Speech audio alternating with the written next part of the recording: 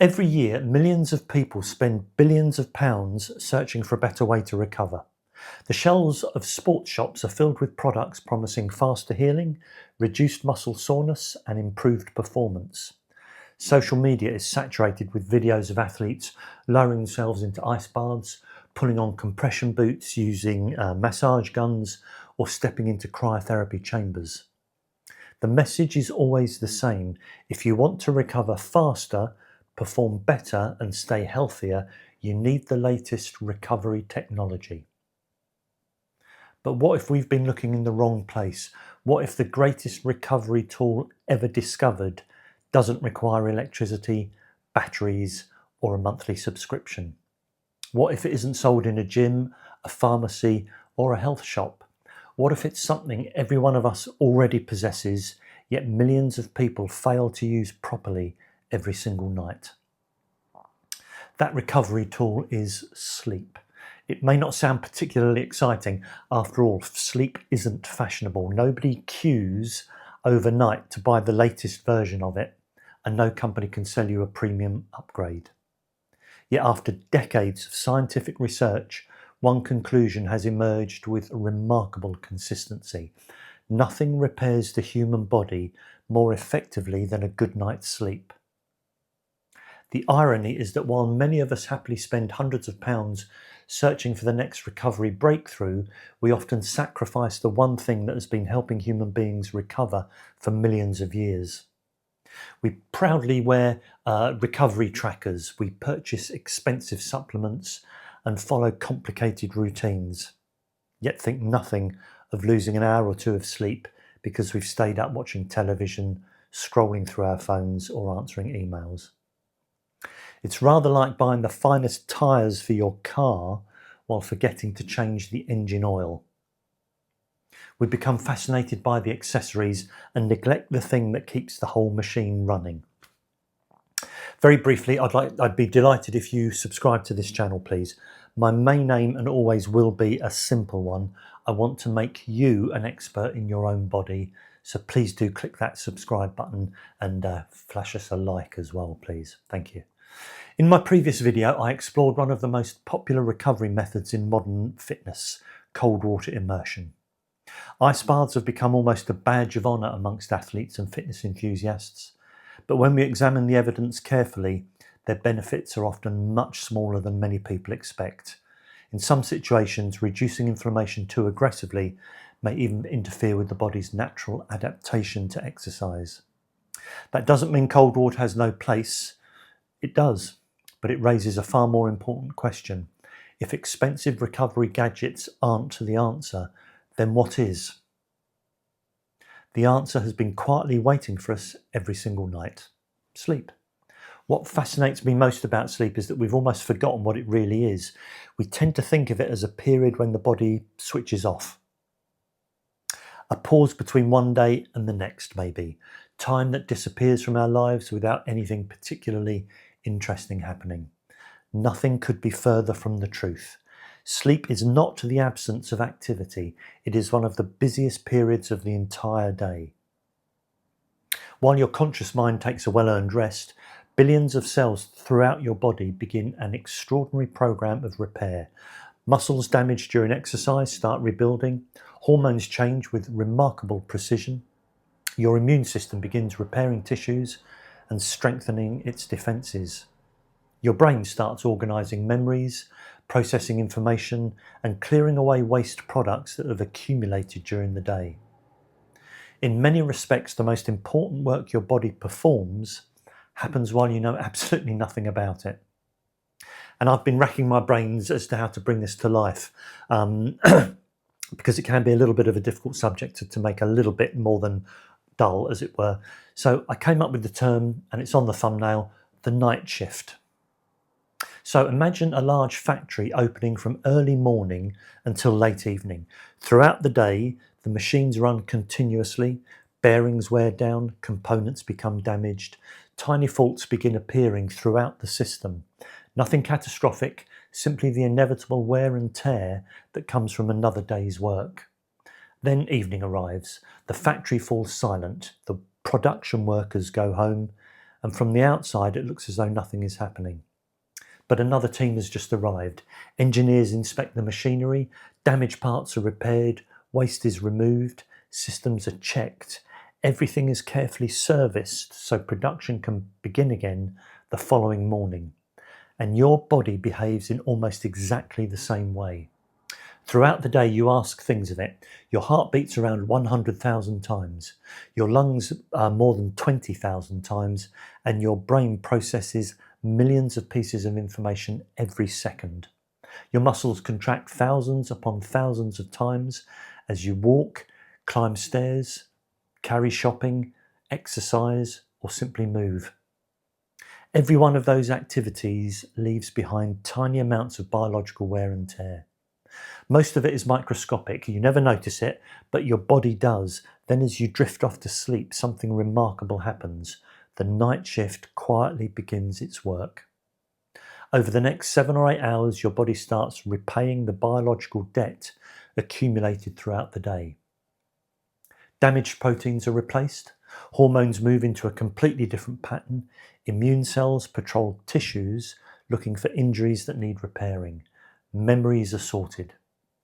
They're strengthened and they're stored. Even your brain begins washing away the waste products left behind by another day's activity. And the remarkable thing is that this restoration doesn't happen randomly.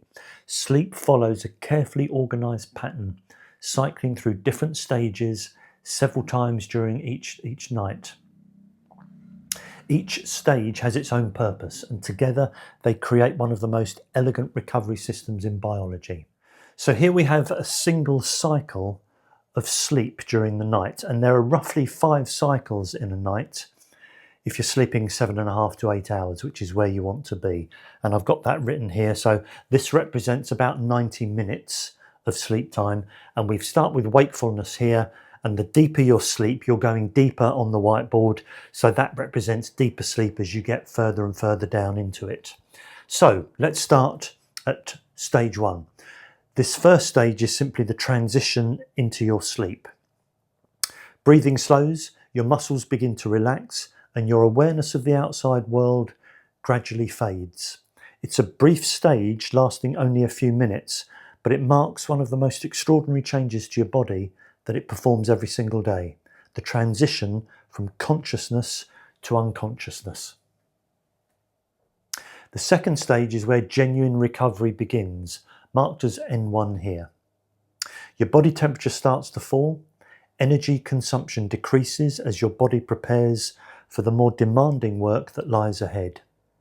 By this point, the outside world matters much less. Your brain begins protecting your sleep, reducing the likelihood that every small sound or movement will wake you up. It's almost as though the doors of our fictional factory have been closed, allowing the engineers to begin their work without constant interruption. Then comes stage 3, deep sleep.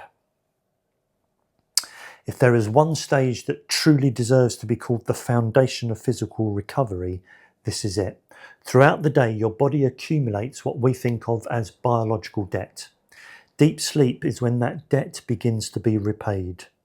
This is where much of your physical repair takes place.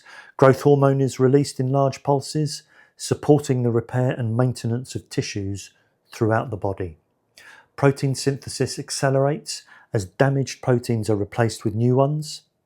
Bone continues its constant process of remodeling, and connective tissues begin repairing microscopic injuries, and the immune system becomes particularly active, coordinating the healing processes that allow you to recover from another day's living.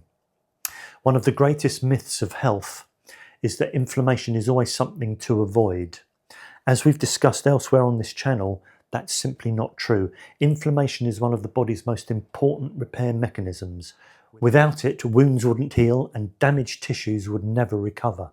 The problem isn't inflammation itself. The problem is when it becomes excessive or chronic. Healthy sleep helps keep that balance under control.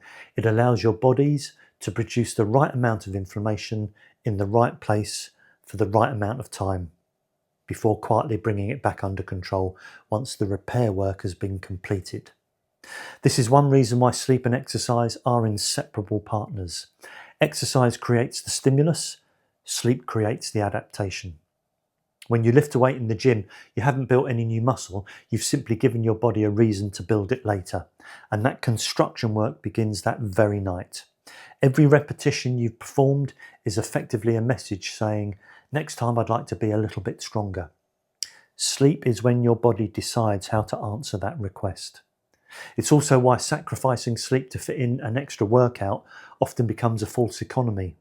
Training harder while recovering less efficiently rarely produces better results. In fact, it often produces the opposite. And what about the brain? Perhaps the most remarkable aspect of deep sleep is that your brain is recovering too. And let me just turn to the whiteboard. We have here our wakefulness, our first part of sleep, and N2, non-REM sleep. So it's just the second stage of non-REM sleep, is where you start to get into deep sleep. So roughly sort of this level here to about this level here, there to there is deep sleep. And that's roughly how this cycle works for the vast majority of people. And it's during this period here that most of the repair and the adaptation of the body occurs. So it's super important to allow your body to get into deep sleep. But what we're going to be discussing now is REM. We have non-REM, everything is non-REM except for REM, rapid eye movement sleep. I think most of you know that. But REM occurs after the deep sleep stages have occurred, and then you start to come out of it a little bit, and then you come into a wakefulness state. You might not wake up, but you'll be more aware of the world around you.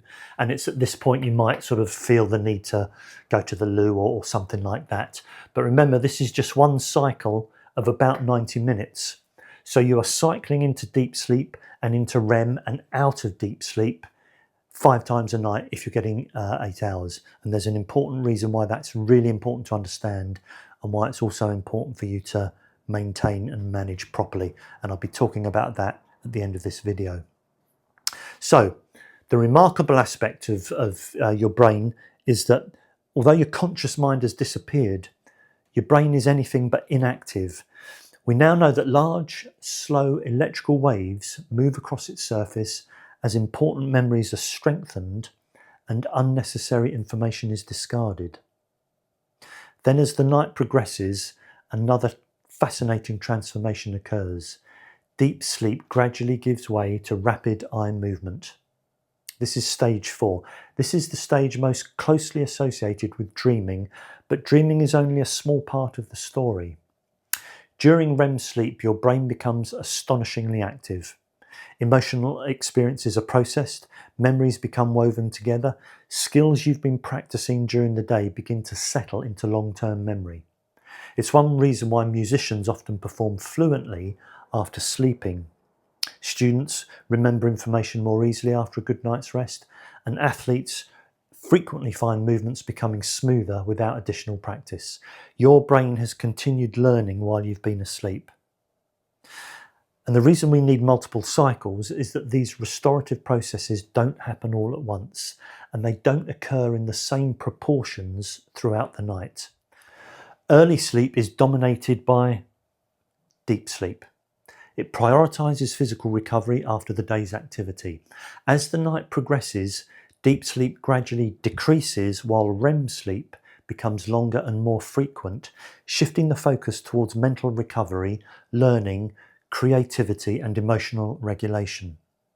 If you cut your sleep short, you don't simply lose a little bit of everything, you disproportionately lose those later REM-rich cycles that are essential for optimal brain function.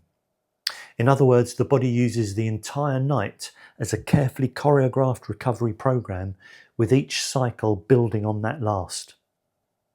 Completing all of these cycles gives both the body and the brain enough time to finish the jobs that began when you first fell asleep.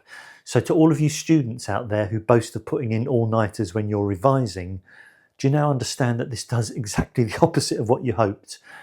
Do this. Put in an all-dayer and then go to bed at a good time and sleep for at least 8 hours. Your exam results will thank you. And perhaps the most astonishing discovery of modern sleep science concerns something even more fundamental than what I've just explained.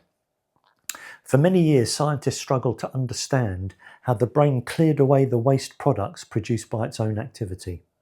Most organs possess obvious drainage systems, but the brain appeared to be different. Then researchers discovered that during deep sleep, tiny spaces between the brain cells expand, allowing fluid to flow more freely through the brain and wash away metabolic waste that has accumulated throughout the day. When you wake in the morning, it's tempting to believe nothing much has happened during the night. You may not look dramatically different, but biologically you are not quite the same person who went to bed the night before. You've been quietly rebuilt. And every time we cut our sleep short, we ask the night shift to clock off before the work has been finished. All of this is well and good, but modern society has become very bad at proper sleep, and this is because the world around us has changed far more quickly than our biology. For almost all of human history, human beings lived according to the rhythm of the sun. Morning light told the brain that it was time to become alert. Evening darkness signalled that it was time to prepare for sleep. Our environment and our biology work together. Today they often work against one another. Long after the sun has disappeared, our homes remain brightly lit. We stare into phones, tablets and televisions late into the evening. We answer emails in bed. We drink coffee to overcome the tiredness caused by poor sleep, only to make the following night's sleep even worse. We eat large meals at a time when our bodies are expecting to be winding down. Then we wonder why sleep doesn't come naturally. The remarkable thing is that your body hasn't changed. It still expects the same signals it has relied upon for hundreds of thousands of years. Morning light still tells your internal clock that a new day has begun. Darkness still prepares the brain for sleep, and a gradual fall in body temperature still encourages deeper sleep. Regular routines still help the body anticipate when the night shift is about to begin. The problem isn't that your biology is broken, it's that modern life keeps interrupting it. And perhaps that's one of the biggest lessons I've learned while researching health over the years. Again and again, we discover that the body already knows what it's doing. Most of the time, our job isn't to fix it, it's simply to stop getting in its way.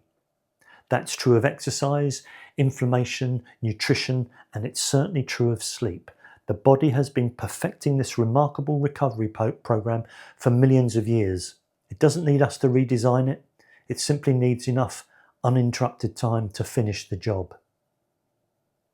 Recently, the importance of sleep came home to me with a personal friend of mine in his 80s who was hospitalised due to bacterial pneumonia.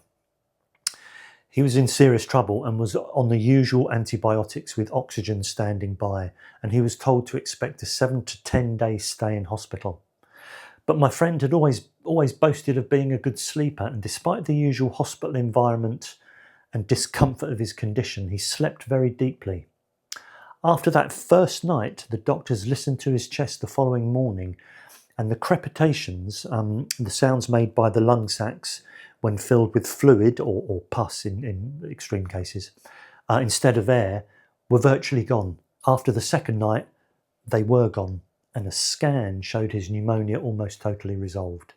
Now, the antibiotics had started to sort of work, but hadn't really kicked in a great deal after just 24 or 36 hours, and the doctors could not understand why this elderly man had the reactions to his deadly condition of a healthy person in their 20s or 30s. So they did a further history, and upon questioning him about this, they realised his superpower: sleep. You see, the more I study human biology, the more one simple truth keeps presenting itself. The body is astonishingly intelligent.